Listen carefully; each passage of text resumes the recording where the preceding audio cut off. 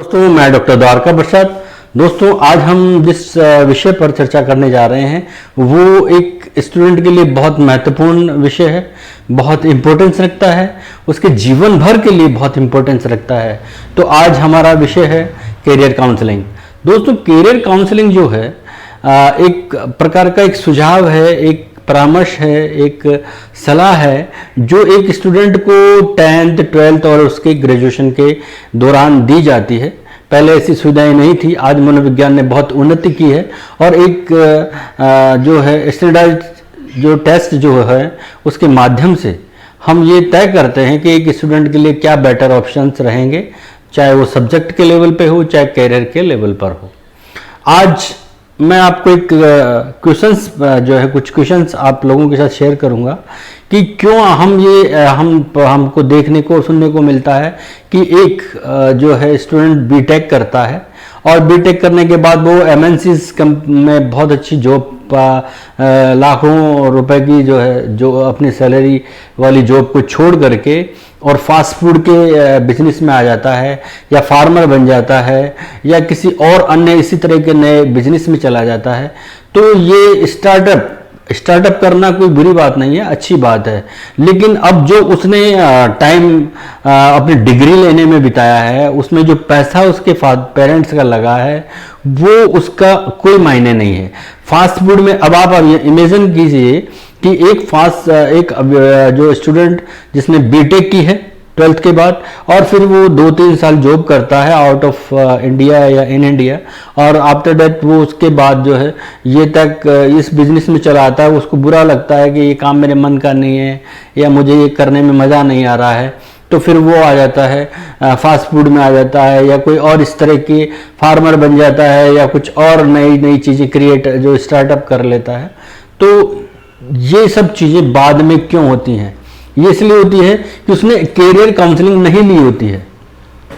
इसका एक मूल रीजन है कैरियर काउंसलिंग का नहीं लेना।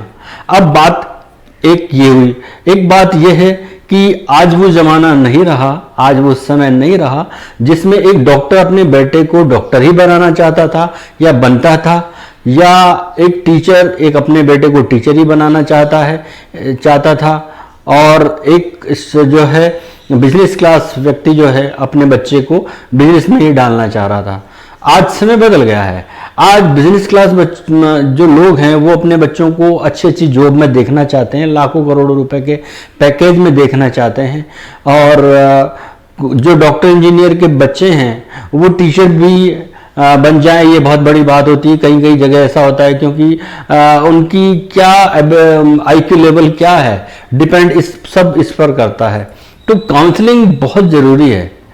मैं ये नहीं कहता कि सारी चीज़ें सब स्टूडेंट के लिए ये ज़रूरी है, पर हाँ बहुत सारे केसों में ये देखा जा सकता है कि हमें काउंसलिंग मिलने पर हम बेटर जो है हमारा कैरियर बना पाते हैं। तो काउंसलिंग बहुत ज़रूरी है, मोस्ट इम्पॉर्टेंट थिंग है। अब बात अगर हम ये करें कि पहले तो क्या होता था कि बच्चे अपना इंटरेस्ट देखते थे कि मेरा साइंस में इंटरेस्ट था होना, इंटरेस्ट को देखते थे, स्कोप को देखते थे कि साइंस में ज़्यादा स्कोप है या नहीं है, और फिर उसके बाद अपने पेरेंट्स या फ्रेंड्स की सलाह लेते थे। आज स्थिति इन तीनों से अलग हटकर हो गई है। आपका इंटरेस्ट है, माना कि आपको साइंस पढ़ने में मजा आ रहा है, लेकिन आप में कैपेबिलिटी कितनी है, आपकी एबिलिटी कितनी है, आपकी आईक्यू कितना है, और आप कितने लंबे समय तक ये अच्छे से ढंग से पढ़ पाते हो, सब इस पर डिपेंड करता है। जहां तक स्कोप की बात आती है तो पहले स्कोप लिमिटेड था कि जो साइंस लेता था वो इंजीनियर या डॉक्टर ही बनता था, कॉमर्स लेने वाला अकाउंट्स डिपार्टमेंट में ही जाता था या अकाउंटेंट या CA टाइप की जॉब कर पाता था, और आर्ट्स वाला क्लरिकल और सिविल सर्विसेज वगैरह की जो इंटेलिजेंट होते थे वो जो बड़ी जॉब्स के लिए जो अपने आप को तैयार करते थे। तो पहले लिमिटेड था।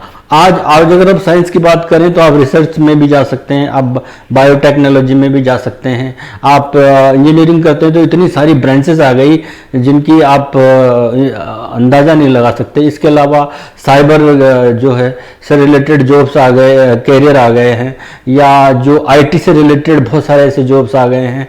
आर्ट्स में भी बहुत सारे ऐसे फील्ड डेवलप हो चुके हैं कि आप कर सकते हैं। तो बहुत ज़्यादा कंपटीशन है, बहुत ज़्यादा कैरियर ऑप्शन है और स्टूडेंट भी बहुत ज़्यादा हैं। तो एज ए कैरियर काउंसलर मेरा ऐसा मानना है कि एक स्टूडेंट जब 10th पास करता है तो उसे एक बार कैरियर काउंसलर की सलाह जरूर लेनी चाहिए कि उसका सब्जेक्ट उसके लिए क्या बेटर रहेगा। जरूरी ये नहीं है कि उसके 80% आ रहे हैं या 90% आ रहे हैं तो भी उसे साइंस ही लेनी चाहिए, या उसके फादर उसको डॉक्टर बनाना चाह रहे हैं तो उसको साइंस दिला देनी चाहिए। नो, ये उसके लिए ज़रूरी नहीं है कि वो सक्सेस आगे जाके सक्सेस पूरी तरह से मिले उसको, या उसको सही ढंग से कैरी कर पाए। तो ये इसके लिए ज़रूरी ये है कि वो कैरियर काउंसलर से जाके मिले।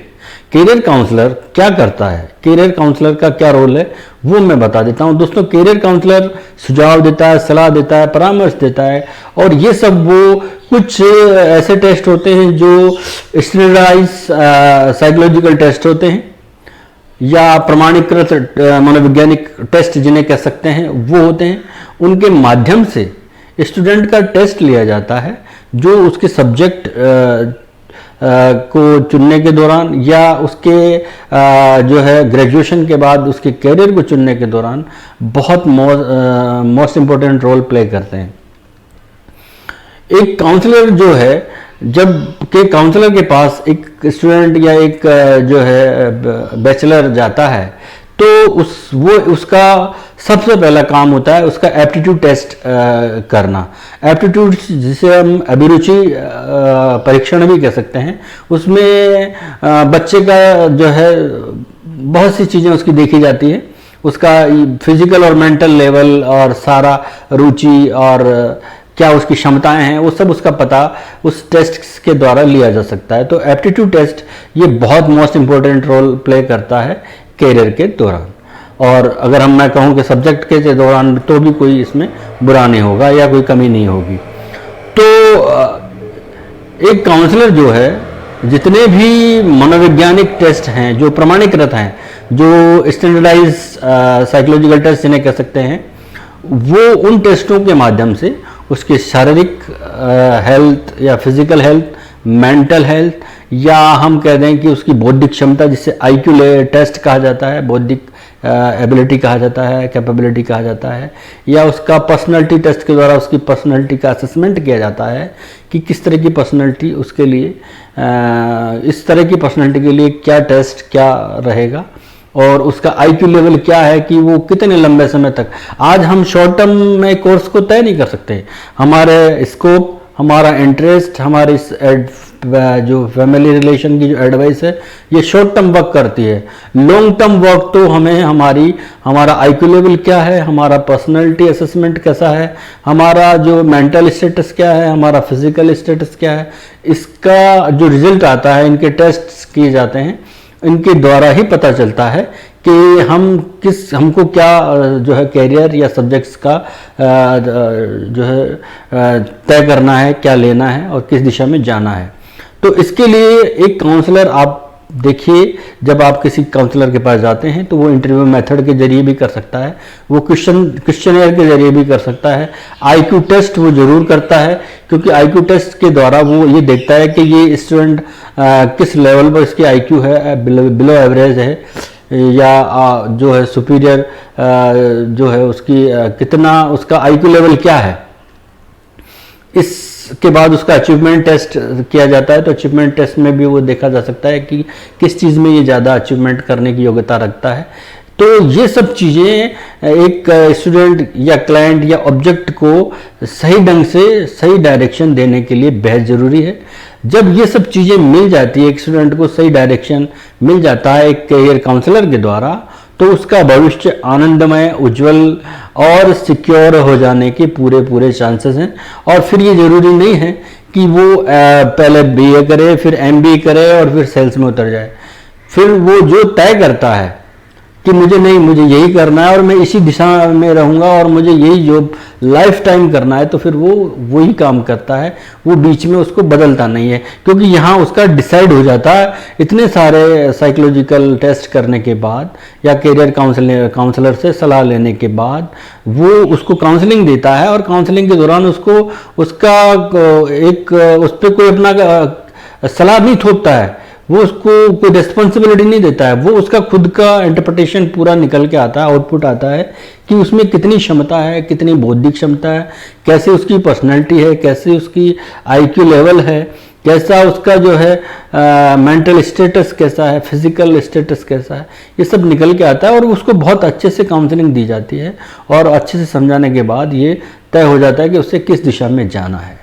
तो दोस्तों मेरा आज आप ये सभी से ये कहना है कि आज सब्जेक्ट सिलेक्शन के दौरान, कैरियर तय करने के दौरान एक कैरियर काउंसलर की बहुत ज़रूरत है और आप एक थोड़े से